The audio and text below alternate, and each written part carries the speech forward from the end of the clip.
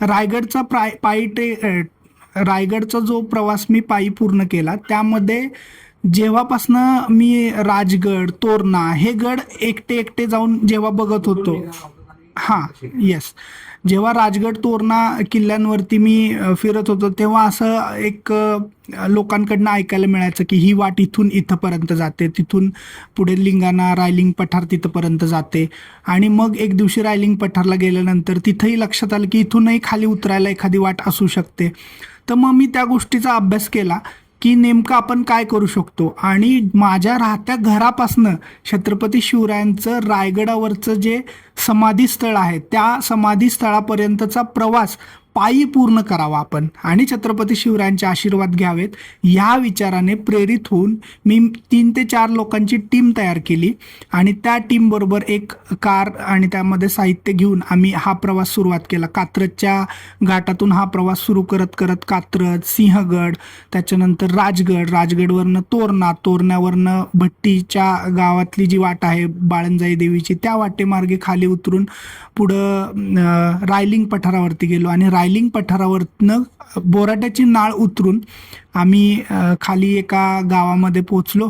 आणि त्या गावातून दुसऱ्या दिवशी म्हणजे साधारण मला 3 दिवस लागले हे सगळं करण्यासाठी. तिसऱ्या दिवशी आम्ही रायगडावरती रायगडच्या नाणे दरवाजाच्या वाटेने वरती चढून छत्रपती शिवरायांचे आशीर्वाद घेतले. तो प्रवास माझ्यासाठी अतिशय प्रेरणादायी होता आणि माझं ते स्वप्न होतं, ते स्वप्न मी त्या दिवशी पूर्ण केलं. हा जो प्रवास मी केला त्यावेळेस मला वाटतं की राजवर्धिनी तिच्या आईच्या पोटात असावी.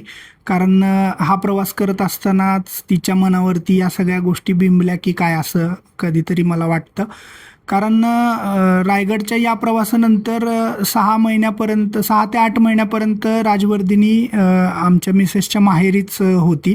आणि तिथून पुन्हा इकडं आल्यानंतर आम्ही तिला आमच्या कुलदैवताचं दर्शन, कुलदेवीचं दर्शन, त्याच्यानंतर ज्योतिबाचं दर्शन, ह्या सगळ्या आमच्या जे आपले जे रिच्युअल्स असतात, आपली जी परंपरा असते, संस्कृती असते, त्याला अनुषंगाने ग्रामदैवतेचं दर्शन, ह्या सगळ्या देवी देवतांचं दर्शन आमच्या झाल्यानंतर माझ्या मनात कुठंतरी होतं की राजवर्धिनीला आता छत्रपती शिवरायांच्या दर्शनासाठी समाधीस्थळी घेऊन जावं.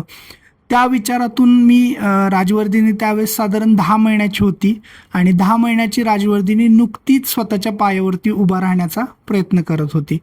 आणि जेव्हा आम्ही रायगडावरती महाराजांच्या समाधीस्थळावरती गेलो तेव्हा आम्ही तिथं गेल्यानंतर आम्ही ठरवलं होतं की जोपर्यंत आपलं मन भरत नाही तोपर्यंत आम्ही तिथून काही येणार नाही आहोत. साधारण 2 ते 2.5 तास मी छत्रपती शिवरायांच्या समाधीस्थळापाशी रायगडावरती बसलो होतो.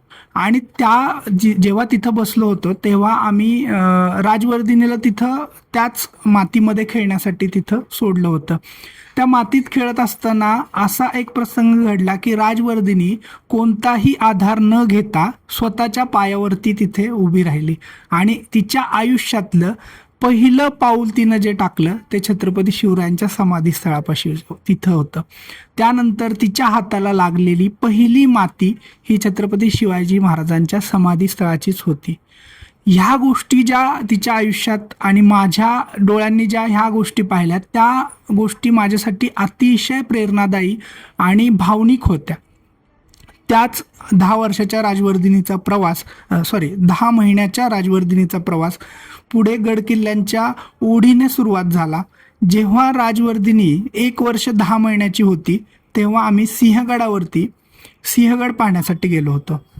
सिंहगडावरती पार्किंगमध्ये गाडी लावल्यानंतर आमचा प्लॅन हाच होता की राजवर्धिनी इतकी लहान असल्यामुळं आम्हाला तिला उचलून वरती गडापर्यंत न्यायचं होतं. पण त्या छोट्या मुलीने असा हट्ट केला की तिला खालीच उतरायचं, तिला कढीवर यायचं नव्हतं. मग तिचा तो बालहट्ट पुरवण्याच्या हेतूने मी तिला थोड्या वेळासाठी खाली सोडलं तर ती गडाच्या दिशेने चालू लागली. गडाच्या दिशेने चालत असताना मला वाटलं तिथंपर्यंत चालेल, आणखीन थोडंसं पुढं चालेल, पायरी मार्ग चालू झाला की मग तिला उतरून घेता येईल. पायरी मार्गापर्यंतचा प्रवास तिनं पायी पूर्ण केला.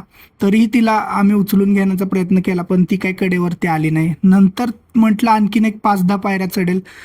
असं करता करता महादरवाजापर्यंत पोचली. महादरवाजापासून वरच्या घोड्याची पागा जिथं आहे तिथंपर्यंत पोचली. तिला आमच्या कडेवरती यायचंच नव्हतं. त्याच्यानंतर आम्ही तिथलं दारुगोळा कोठार पाहून पुन्हा आलो, तरी सुद्धा तिला उचलून आम्ही घ्यावं अशी तिची अपेक्षा नव्हती. ती आम्हाला उचलून घेऊ देत नव्हती. आणि बघता बघता राजवर्धिनीने तानाजी मालुसरे यांची, सुभेदार नरवीर तानाजी मालुसरे यांची समाधी स्थळ गाठून समाधीचे दर्शन घेतले आणि आमचा सिंहगड ट्रेक त्या दिवशी तिथपर्यंतचा प्रवास पायी तिने पूर्ण केला. तो आमचा पहिला गड होता. तिच्या या आवडीचा विचार करून मग मी ठरवलं की ती बरेच वर्ष मी ट्रेक करत होतो, पण माझा शिवनेरीचा वरती जाण्याचा कधी योग आला नव्हता.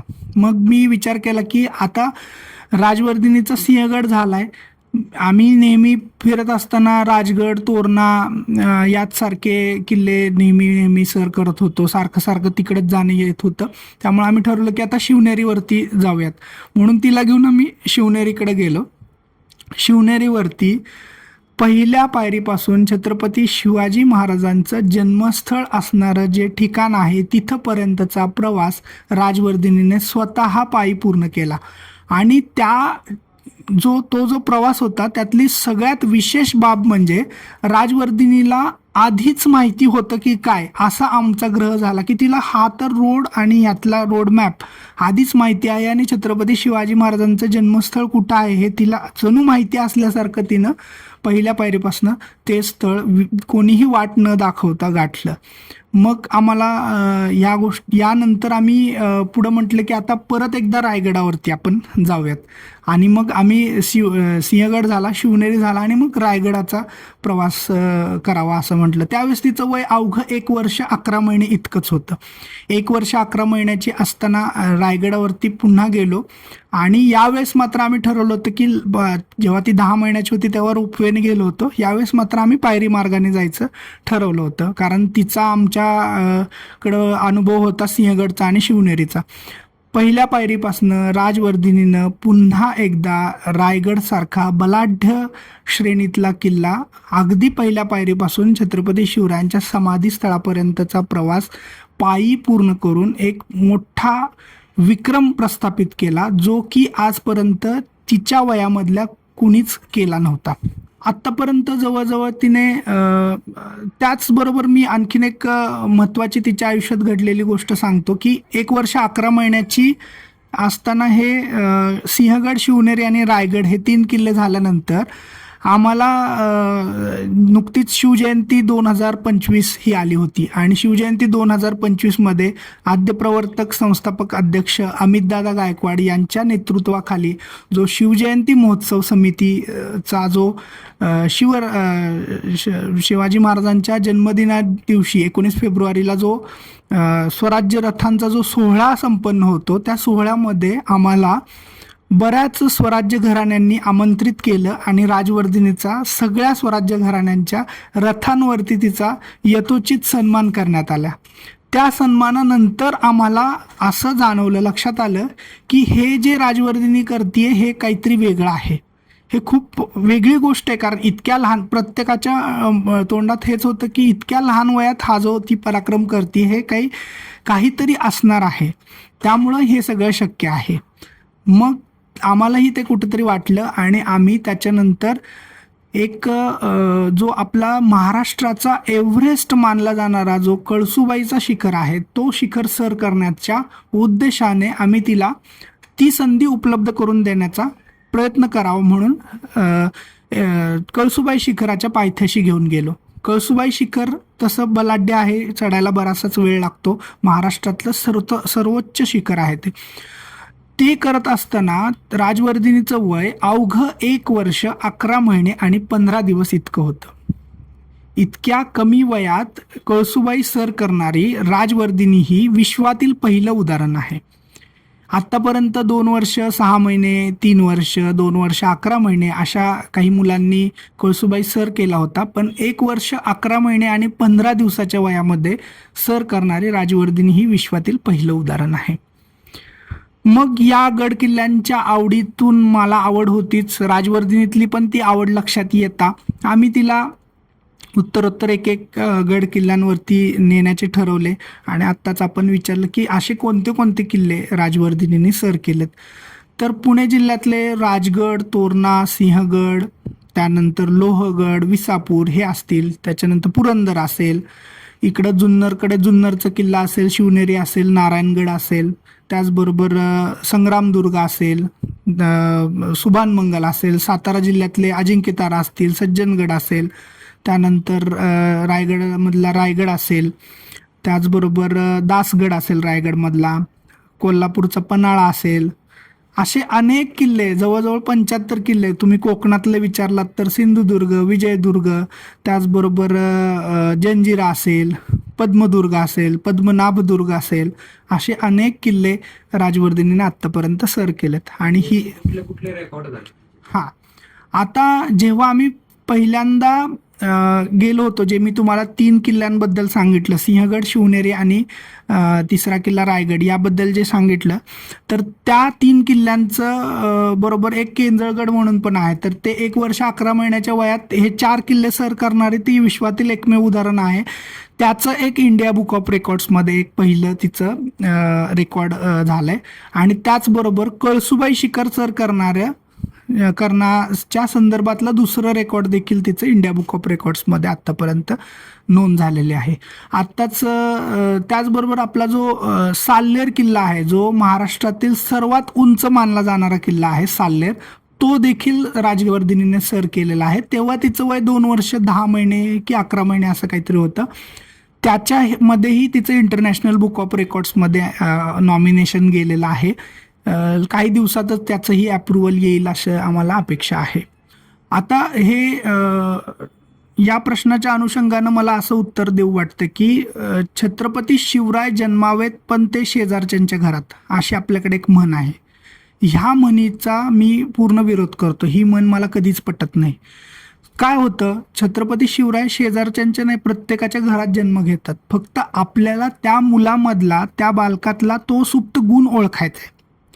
मग कोणी स्विमिंग करत असेल, कोणी गायन करत असेल, कोणी अभ्यासात हुशार असेल, कोणी ॲबॅकस किंवा ऑलिम्पियाड यासारख्या परीक्षांमध्ये किंवा प्रावीण्य मिळवत असेल किंवा अन्य कुठल्या गोष्टीमध्ये, आपल्याला त्या मुलामधला तो एक सुप्त गुण ओळखायचा आहे आणि त्याला वाव निर्माण करून द्यायचं, त्याला संधी उपलब्ध करून द्यायची. हे माझं पालकांना म्हणणं आहे. आपल्या मुलांसोबत आपण वेळ हा घालवलाच पाहिजे, तरच आपल्याला त्यांच्यातले हे गुण लक्षात येणार आहेत, जे आम्हाला राजवर्धिनीच्या अगदी 10 महिन्याचे असताना किंवा 1 वर्ष 10 महिन्याचे असताना सिंहगड पूर्ण केला तेव्हा लक्षात आले की हिला गड किल्ल्यांची आवड आहे. नमस्कार, जय शिवराय. मी राजवर्धिनीबरोबर आत्तापर्यंत 3 किल्ले सर केले, रायरेश्वर, कोरीगड आणि मोहनगड. तिला ते गड चढताना बघून तिला जो काही आनंद मिळतो किंवा तिचा जो काही उत्साह असतो, तो उत्साह बघूनच मला प्रेरणा मिळाली आणि म्हणून मग मी पण तिच्याबरोबरती आत्तापर्यंत हे 3 गड सर केले. समाजामध्ये बदल घडवण्याच्या दृष्टीनं हे संस्कार देणं आणि लहानपणापासून हे संस्कार देणं अतिशय गरजेचं आहे. जसं की सेल्फ डिफेन्स असेल किंवा हे सगळे मैदानी खेळ आहेत किंवा ह्या सगळ्यात एक तुमची शारीरिक क्षमता तयार होते. तर हे सगळं देणं किंवा हा विचार देणं हे खूप गरजेचं आहे. आज राजवर्धिनीला भलेही बाकीचे विचार तिला हळूहळू मिळतीलच, पण गड किल्ले चढणं किंवा शिवरायांचा वारसा मिळणं हे सुद्धा खूप महत्त्वाचं आहे. आणि आत्ता जे तुम्ही म्हणताय अनुचित प्रकार घडतात, त्याच्यावरती शिवरायांचे विचार हाच एकमेव उपाय आहे असं मला तरी वाटतं.